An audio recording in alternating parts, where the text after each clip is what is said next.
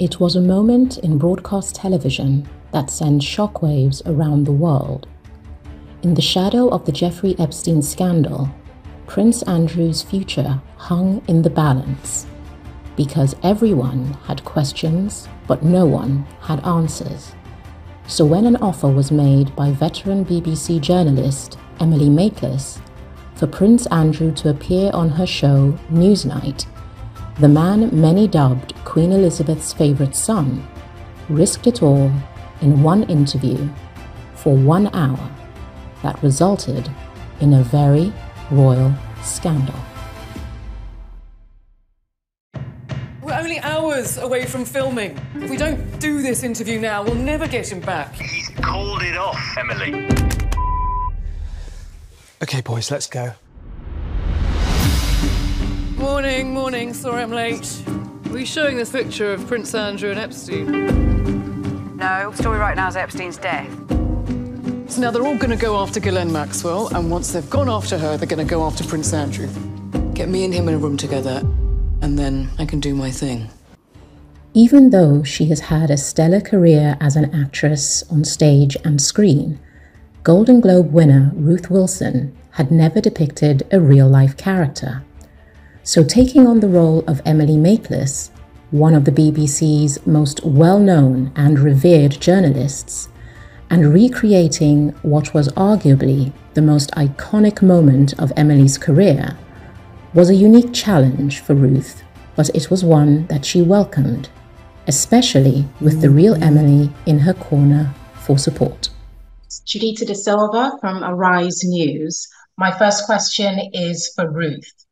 You played Emily Maitlis and had the benefit of the real Emily being an advisor and executive producer on the series.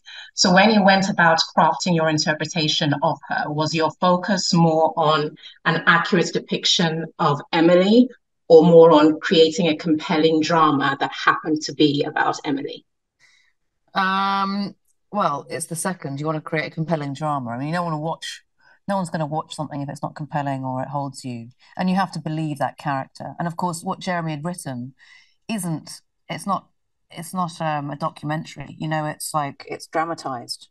So he's created a story arc. He's put these characters through a story. One, Andrew's is very speculative, and we have Emily here to advise on that journey, on her and the character of Emily's journey. But essentially, it's a piece of drama. So you're trying to get as close to what that character is and who that person is that people know and see from the TV. But essentially, you've created something on the page, or Jeremy's created something on the page that I need to interpret and bring my own thing to. So it was about finding that middle ground. It's a really wonderful process because I did have Emily by my side to ask every question I wanted to ask.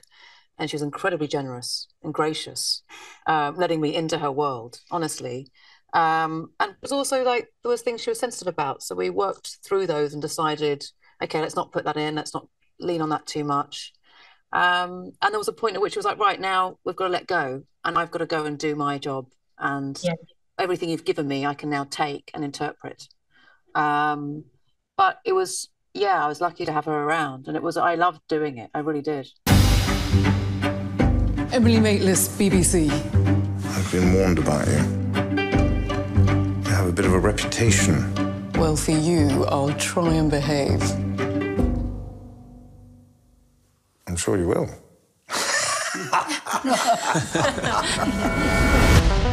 We're sure this is right. A woman journalist. The optics say she has to be female. What's my strategy? It's two targets. Why did he stay at a convicted paedophile's house? And did he have sex with Jeffrey when she was underage? The Newsnight interview of Prince Andrew cemented the name of Emily Maitlis in British broadcasting forever, and it thrust her into the global spotlight like never before.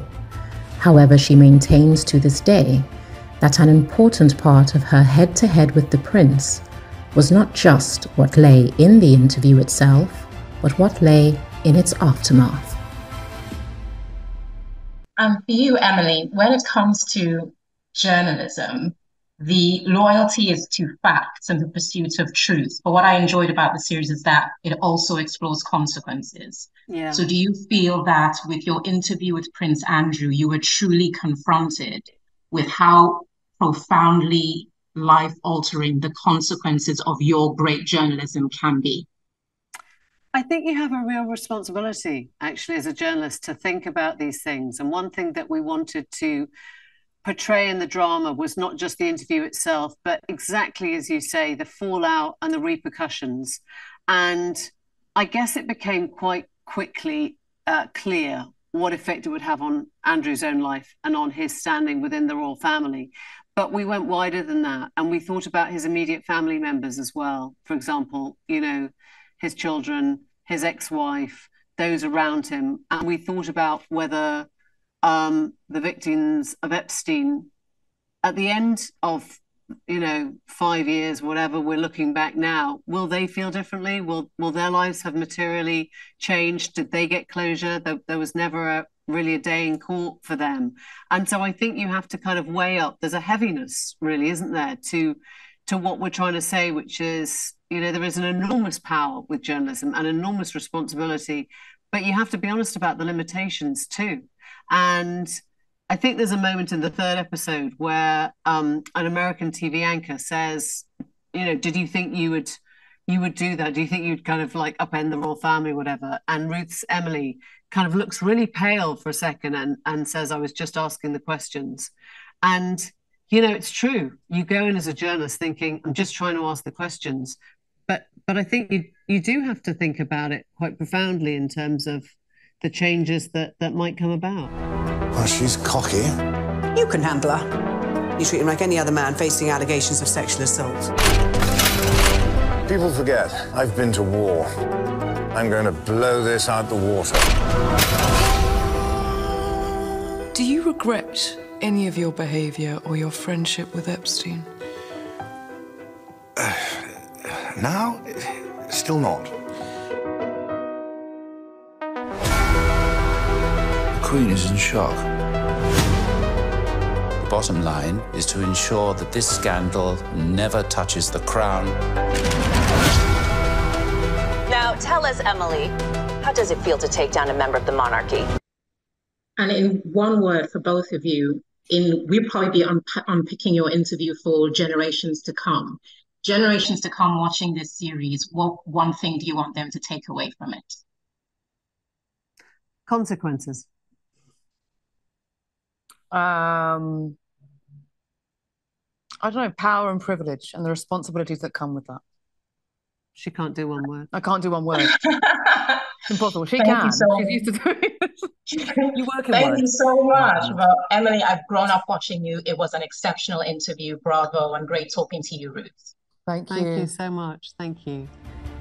In an industry that is constantly under fire in the court of public opinion and the halls of power alike, the day Emily Maitlis confronted Prince Andrew will indeed be a reference point for journalists the world over, because it stands as a flag bearer for the impact and integrity of truly great journalism. I was only ever hoping to ask the right questions.